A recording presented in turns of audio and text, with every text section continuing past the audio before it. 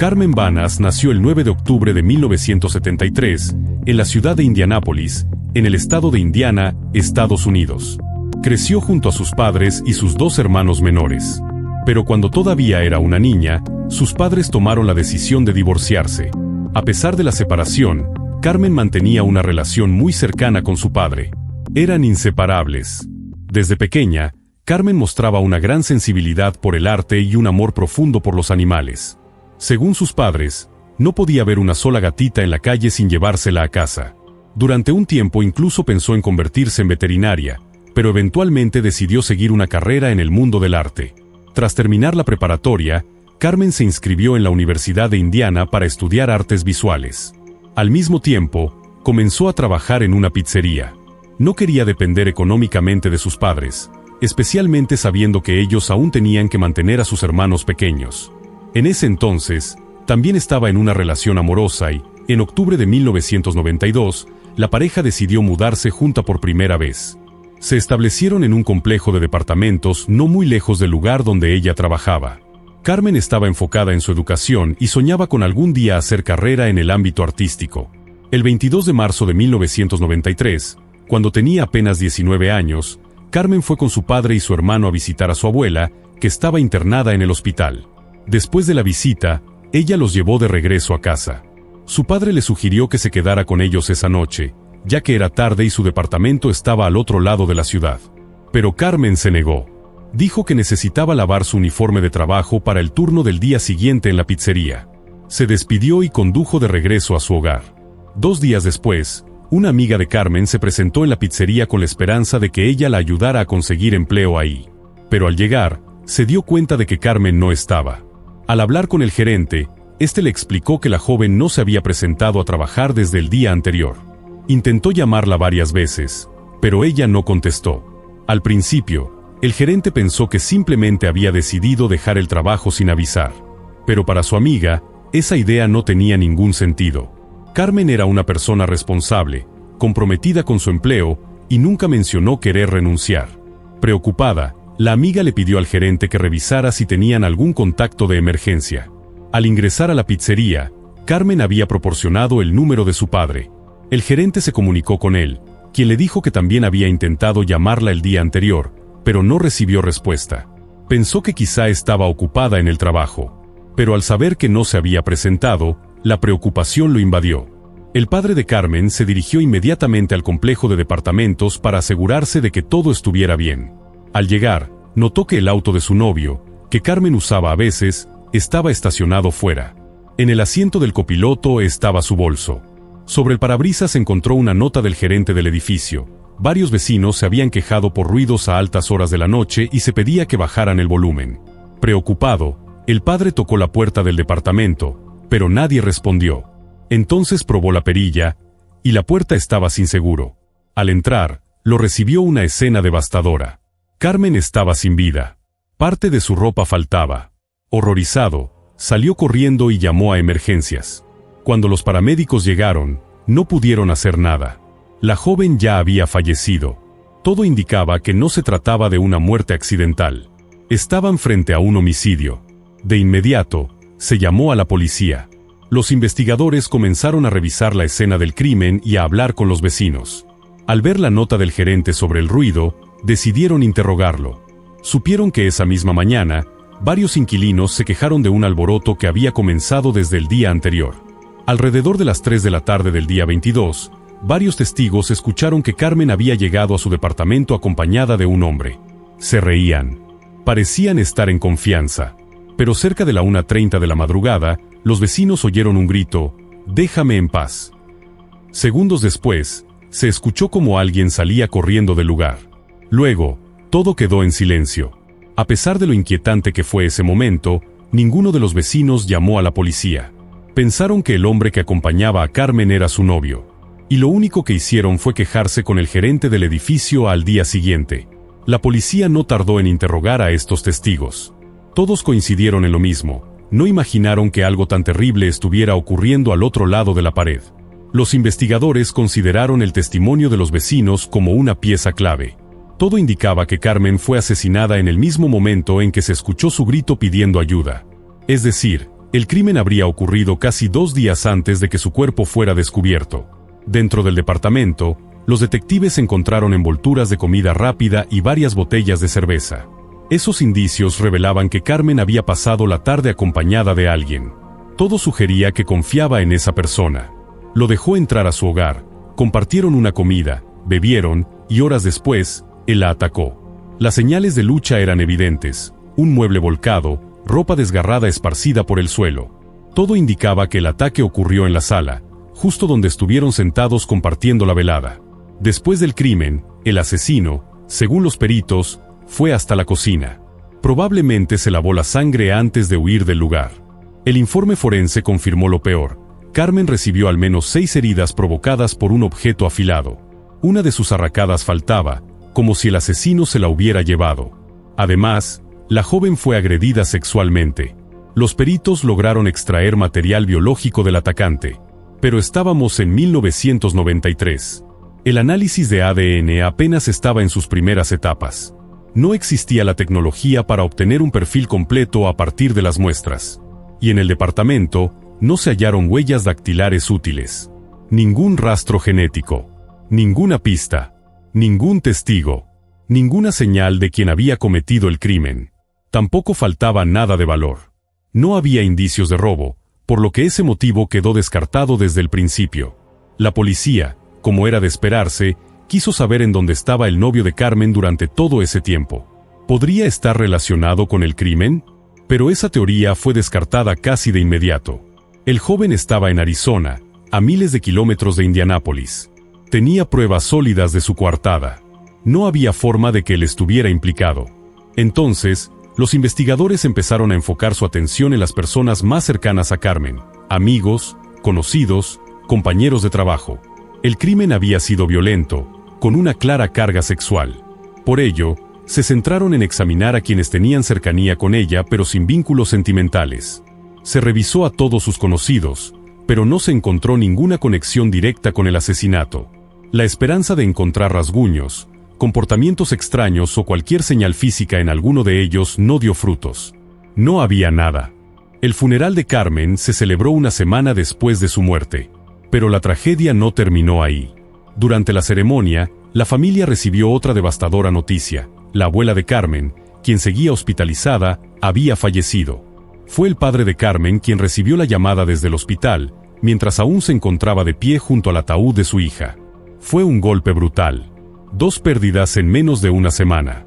Además, la familia atravesaba graves problemas económicos. Apenas lograban cubrir los gastos de un funeral, mucho menos podían pagar otro. Amigos y conocidos comenzaron una colecta. Gracias a la solidaridad de personas que se conmovieron con su historia, lograron reunir el dinero necesario para despedir también a la abuela. Durante las semanas siguientes, la policía intentó hallar alguna pista nueva. Pero cada línea de investigación se desvanecía. Frustrados, decidieron acudir a los medios. Aparecieron en televisión y en los periódicos locales, pidiendo ayuda al público. Cualquier información, por mínima que fuera, podía marcar la diferencia. Pero nada. Ni una sola llamada útil. Ni una pista concreta. El caso se enfrió. Se detuvo. Y con el tiempo, quedó archivado. Durante años, los investigadores volvieron al expediente. Lo revisaron una y otra vez, con la esperanza de encontrar algo que hubieran pasado por alto. Pero siempre se topaban con lo mismo: silencio, vacío, misterio. La familia de Carmen nunca se rindió. Su padre, sobre todo, hizo todo lo posible por mantener vivo el caso. Llamaba a los detectives, concedía entrevistas, hablaba con la prensa. Quería justicia. Necesitaba respuestas. Pero los años pasaban y la frustración lo consumía. En 2002, el destino volvió a golpear. El padre de Carmen falleció en un accidente automovilístico. Nunca obtuvo justicia por la muerte de su hija. Desde entonces, fue el hermano menor de Carmen, Jimmy, quien tomó la estafeta. Se convirtió en la voz de la familia. En cada aniversario, en cada oportunidad, Jimmy llamaba a la policía, preguntaba si había novedades. Pero la respuesta era siempre la misma: no hay avances, no hay pistas, no hay nada. Así pasaron más de 20 años. Y el culpable seguía libre. Hasta que, en 2013, algo cambió. El detective William Carter no trabajaba en la unidad de homicidios. Su labor estaba enfocada en otro tipo de crímenes. Pero había algo en el que lo diferenciaba. En su tiempo libre, estudiaba casos no resueltos. Era su forma de aportar un poco más, de buscar justicia donde otros ya no miraban. Incluso, en una ocasión, logró resolver un caso archivado. Por eso, cuando conoció la historia de Carmen Van As, no dudó en involucrarse. Carter se puso en contacto con la familia y se ofreció a investigar el caso, por su cuenta, en su tiempo libre. Sabía que sería un camino largo. Y así fue. Lo primero que hizo fue solicitar un nuevo análisis de las evidencias recogidas en el departamento de Carmen. Buscaba rastros genéticos. Los expertos revisaron varios objetos, entre ellos algunos recuperados de la bolsa de basura. Y sí, lograron encontrar material genético. Pero había un problema, el perfil era incompleto. Solo se pudo determinar que pertenecía a un hombre, pero no había suficiente información para identificarlo. En 2015, Carter presionó para que se analizara también el material biológico recuperado del cuerpo de la víctima. Tenía la esperanza de que, con la tecnología moderna, por fin pudieran construir un perfil completo del asesino. Pero lo que recibió fue un golpe inesperado. El laboratorio informó que el ADN extraído correspondía a una mujer. Carter sabía que algo estaba mal. Investigando más a fondo, descubrió lo impensable. Los técnicos habían confundido las muestras de Carmen con las del agresor. Un error garrafal. El detective solicitó que se hiciera un nuevo análisis. Pero esta vez, el laboratorio se negó. Argumentaron falta de presupuesto y se deslindaron por completo. Ni siquiera devolvieron los $1,600 que ya habían cobrado por el primer análisis fallido. Y el departamento de policía tampoco quiso asumir el costo de repetir la prueba. Pero Carter no se rindió. Estaba convencido de que la clave del caso estaba en el ADN. Así que tomó una decisión poco convencional. Abrió una página para recolectar fondos. Justicia para Carmen. Incluso, puso dinero de su propio bolsillo. Contra todo pronóstico, en solo 7 horas, había recaudado más de lo necesario. Anunció públicamente que el excedente se destinaría a aumentar la recompensa por información que llevara al culpable. Parecía que por fin todo iba tomando rumbo. Pero entonces, apenas 2 días después del inicio de la colecta, Carter llamó al hermano de Carmen para informarle que le habían prohibido seguir trabajando en el caso. Aunque sus superiores no lo dijeron abiertamente, estaba claro que el problema era el dinero recolectado. La decisión generó controversia. Muchos no entendían cómo era posible que un detective tuviera que recurrir a donaciones para pagar pruebas tan importantes. Otros, en cambio, lo aplaudieron por su valentía. El hermano de Carmen no se quedó de brazos cruzados. Inició una petición para que le permitieran a Carter volver a trabajar en el caso. La iniciativa se viralizó rápidamente. Los medios locales se hicieron eco y cientos de personas comenzaron a presionar al departamento de policía. La respuesta fue inmediata. Ese mismo día, las autoridades convocaron una rueda de prensa. Declararon que todo había sido un malentendido y que, en ningún momento, se le prohibió al detective investigar el caso. Además, anunciaron que asumirían el costo del análisis y que devolverían a los ciudadanos cada centavo donado. Finalmente, Carter volvió al trabajo. Y esta vez, el análisis fue correcto. Se obtuvo un perfil genético completo del hombre que había agredido y asesinado a Carmen. Pero surgió un nuevo obstáculo. Ese perfil no coincidía con ninguno en la base de datos del FBI. No había nombre. No había rostro. Solo un código. Durante años, Carter investigó a cada hombre del entorno de Carmen que, en teoría, pudo haber estado en su departamento aquella noche. Estaba convencido de que la víctima conocía a su agresor. Pero ninguna línea de investigación llevó a un resultado concreto. Así pasaron los años, hasta llegar a 2023. Fue entonces cuando el departamento de policía tomó una decisión crucial. Contactaron a la empresa Parabon, especialistas en una técnica innovadora llamada genealogía genética. Este nuevo método ya había resuelto cientos de casos. Consistía en tomar una muestra de ADN del sospechoso y buscar coincidencias en bases de datos públicas, donde miles de personas suben sus perfiles genéticos por curiosidad o para rastrear sus orígenes familiares. En muchos casos, las coincidencias no son directas. A veces se trata de parientes lejanos, personas que ni siquiera saben que están emparentadas con un criminal. Pero era la única esperanza. A los expertos en genealogía genética no les hace falta mucho. Tan pronto como encuentran coincidencias familiares, comienzan a reconstruir árboles genealógicos. Van descartando a quienes no encajan por edad, género, ubicación geográfica u otros factores, hasta que poco a poco se acercan al posible dueño del ADN. Una vez que tienen a un candidato claro, lo único que la policía necesita es obtener una muestra directa de su ADN para confirmar. En el caso de Carmen Van As, esta era la última carta. Después de tantos años sin avances, sin pistas y sin justicia, este método era la única esperanza real. Y funcionó.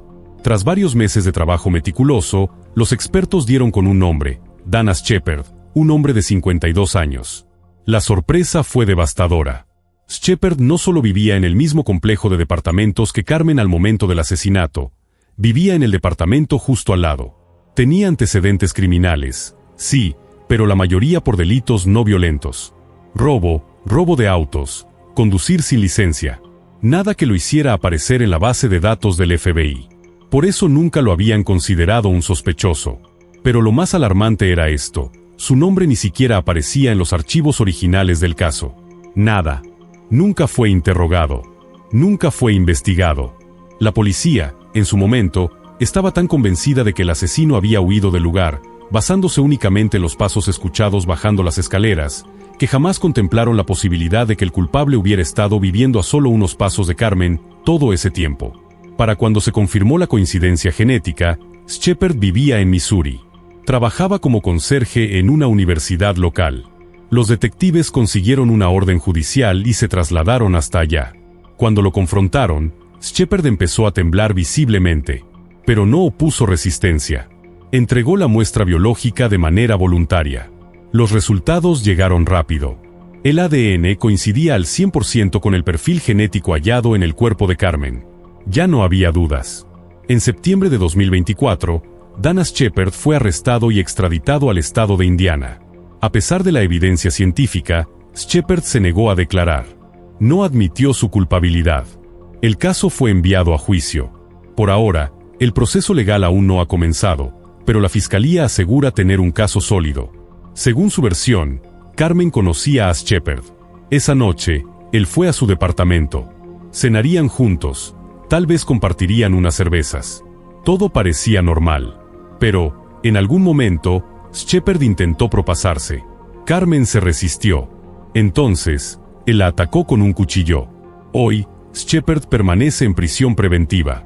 Le negaron la libertad bajo fianza. El hermano de Carmen agradeció públicamente a los investigadores. Dijo que, aunque habían pasado más de 30 años, al menos ahora tenían un nombre, un rostro y una oportunidad real de justicia. Aún queda un largo camino, con un juicio que podría alargarse por años. Pero lo más importante ya se logró: identificar al sospechoso. Si es declarado culpable, Shepherd podría enfrentar hasta 105 años de prisión. Eso sí, la fiscalía ha sido cautelosa. Es posible que aún estén reservándose pruebas clave para presentarlas en el juicio. Quizá haya más testigos, más evidencia, algo que lo vincule aún más al crimen. Pero incluso si no existiera nada más, con el simple hecho del ADN coincidente, podría ser suficiente para convencer a un jurado. O incluso para presionar a Shepherd a aceptar un acuerdo con la justicia. Después de 3 décadas de silencio, finalmente, hay una posibilidad de cerrar este capítulo.